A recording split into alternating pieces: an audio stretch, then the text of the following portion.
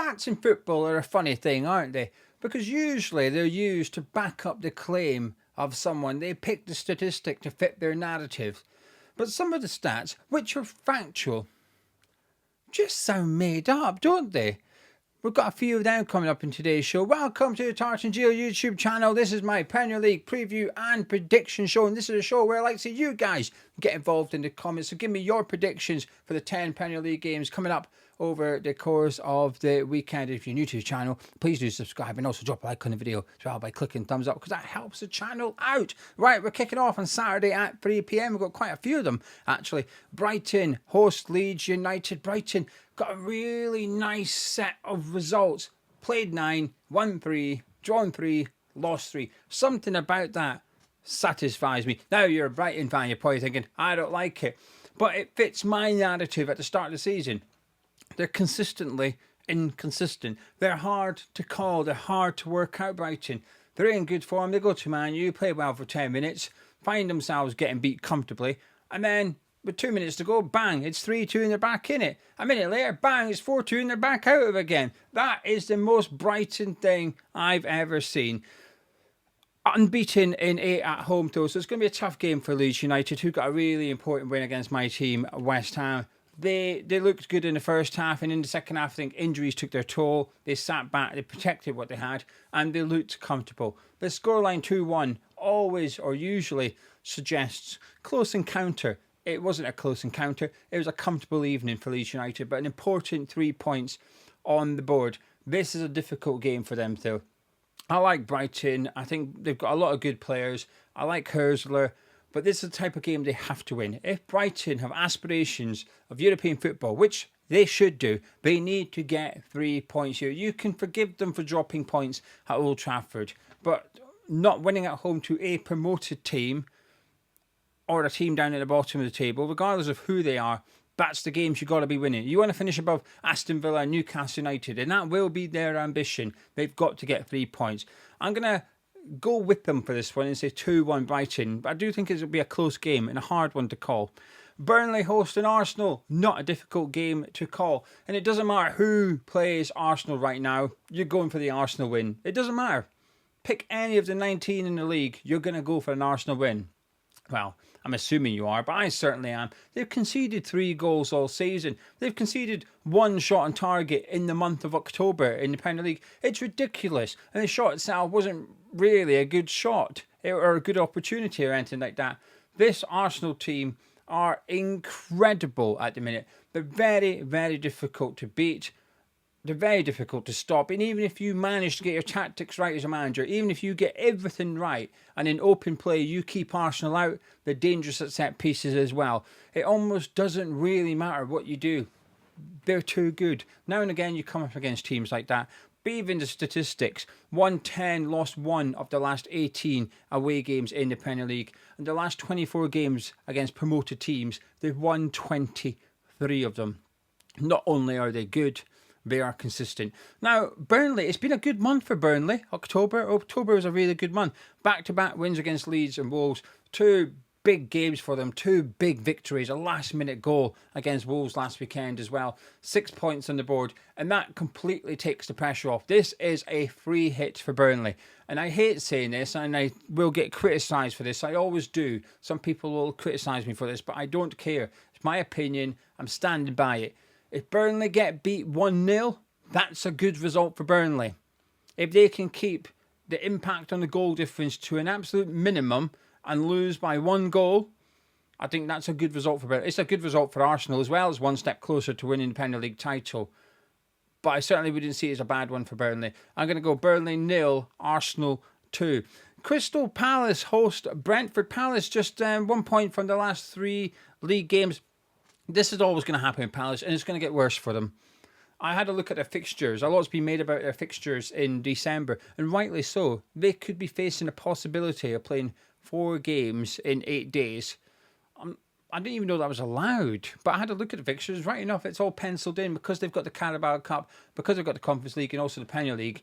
They've just got a lot of fixture congestion, so it's not even like they can move a game because there's nowhere to move it to. This squad is already being tested because of their European exploits, but it's going to get tested even more, and they're going to struggle. I think Crystal Palace are really going to feel the impact. This feels like, I don't want to say important, but one of them, they've got to get the 3 points and just get back on track. You don't want to go 4 or 5 games without a win or anything like that.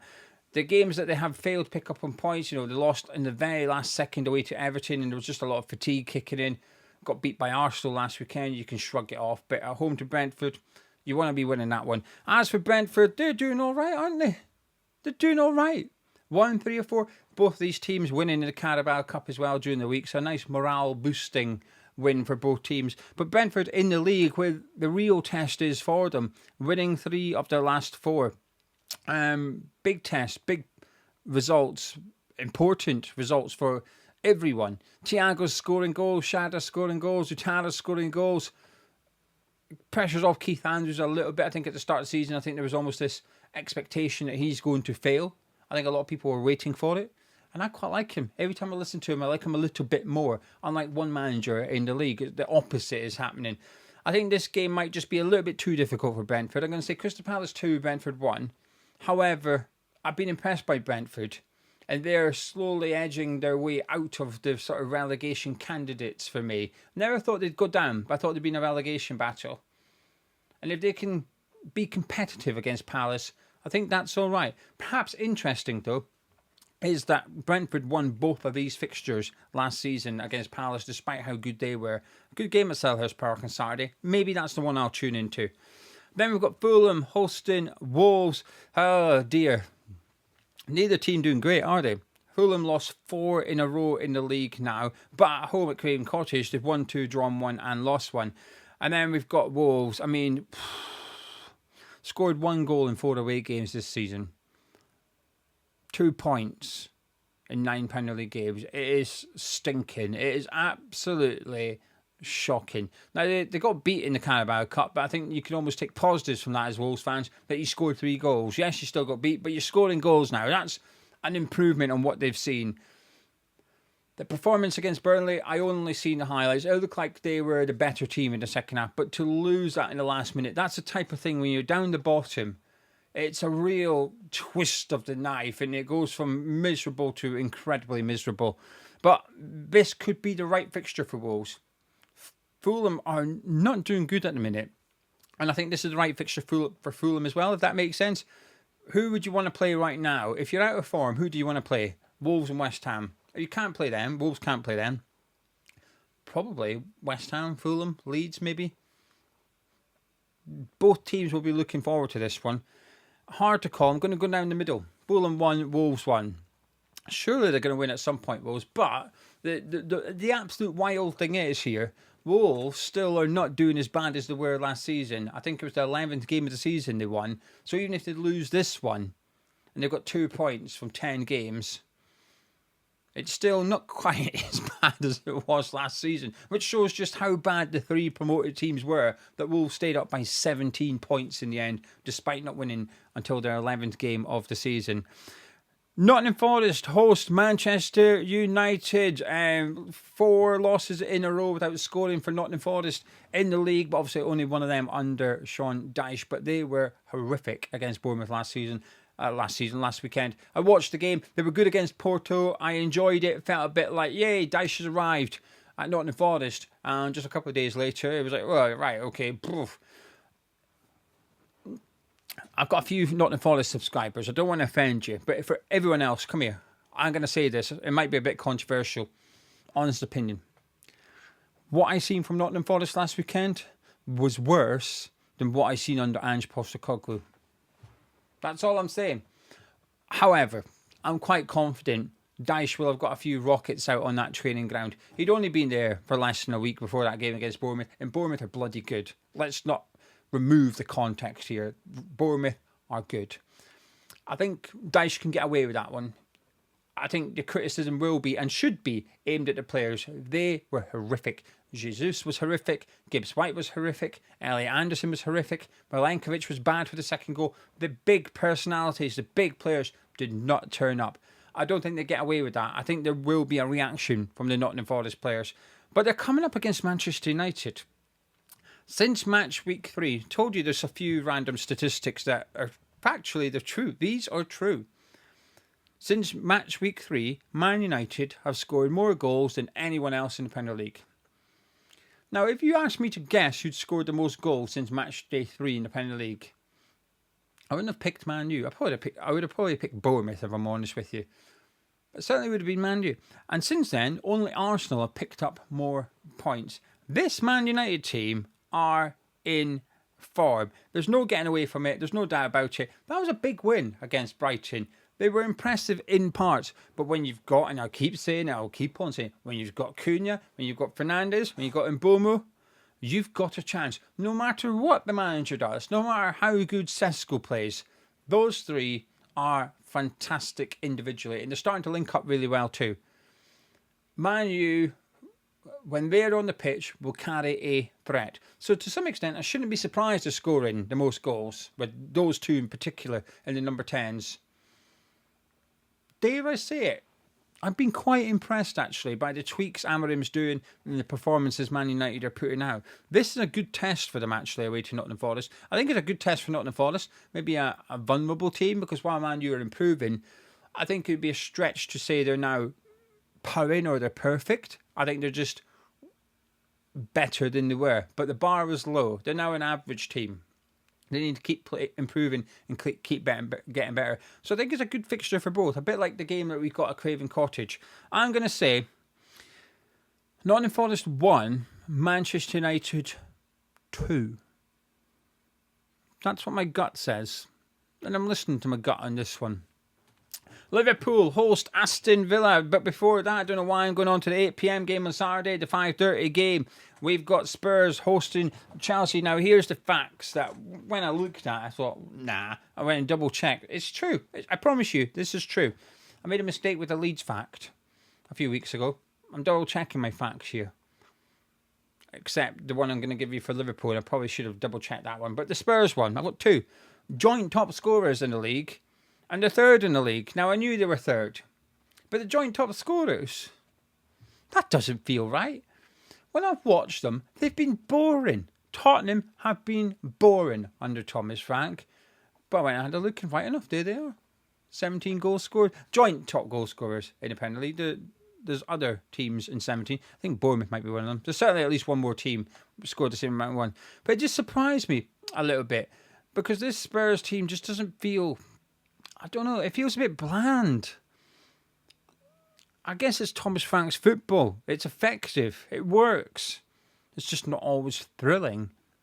Coming up against Chelsea, who feel inconsistent, but they've won 5 of the last 6. The only defeat coming to Sunderland last weekend. A bit of a surprise defeat, an impressive win for Sunderland. But it's 1 defeat in 6, 5 wins in 6. But yeah, I feel like Maresca's getting a lot of criticism. I feel like he's under pressure to some extent. Chelsea, all managers are a few bad results away from a bit of pressure. I feel like at Chelsea, you're a bad half of football away from pressure. Difficult one to call, this one. And when I struggle to call a game, I just go down the middle. Spurs 1, Chelsea 1. Now we go to Anfield, where Liverpool host Aston Villa. And here's a fact. I should have double checked, but I believe it. The last time at Liverpool, they've lost 4 league games in a row. The last time Liverpool lost 5 league games in a row was back in September in 1953. Fact, I think. This is a fact. And it's an opinion, but also a fact. Arne Slot's getting on my tits. He's been getting on my tits for a few weeks now. I've had to start avoiding him. I've had to start... Jurgen Klopp could be a little bit victimy. Arteta can be a bit victimy. You know, when they lose, it's always, the grass is too green. Oh, it was a bit windy. Oh, it was a bit wet, right? It's never their fault. It's the conditions of the game's fault. Oh, this, that. It's a bit, No, sorry, mate. I had a little look. Can't find the violin. You're going to have to excuse me. Onslaughts like that, but worse. Do you know what I mean? He's getting on my tits, him. And as a result, I'm kind of enjoying this. Him struggling. Liverpool struggling, but him struggling in particular. They've gone all in, haven't they, in the summer? Got rid of the squad depth. I mean, that's what he's chirping about the other week. And the Carabao Cup. But how, we play teenagers. We use this competition. Did you not see the team you fielded last season in the Carabao Cup? That wasn't teenagers in the final. It wasn't. You played your strongest squad. You should have done. You played your strongest team. bar your goalkeeper. But then he's complaining about lack of squad depth. You sold it. You sold the squad depth so you could get these superstars in who ain't doing it. You got rid of Konsa and Elliott and Nunez and whatever. The players that were heavily rotated and usually on the bench at Liverpool. You flogged them. That's why you've got no squad depth now. You've gone all in on the new signings. It ain't working. You ain't getting the best out of them. I'll tell you what the issue is. It's you. You're not getting the best out of the players that are at the squad. You're making the squad look unbalanced. It might be unbalanced. It's your job to fix it. You're the gaffer. And also, you're not playing with, players that cost a couple of £1 million. Your players that cost tens of millions. 2 of them cost over 100 million just this summer. Start it out. Anyway, coming up against Aston Villa, a bad team to play, to be honest with you. Won 6 of the last 7. The defeat coming in Europa League. Beat Manchester City 1-0 last weekend. Now, the promising sign for Liverpool here is they picked up 4 points against Aston Villa last season. But at the moment, the fear from Liverpool's gone. Last season, Liverpool had that vibe that Arsenal do this season, which they just find a way to win.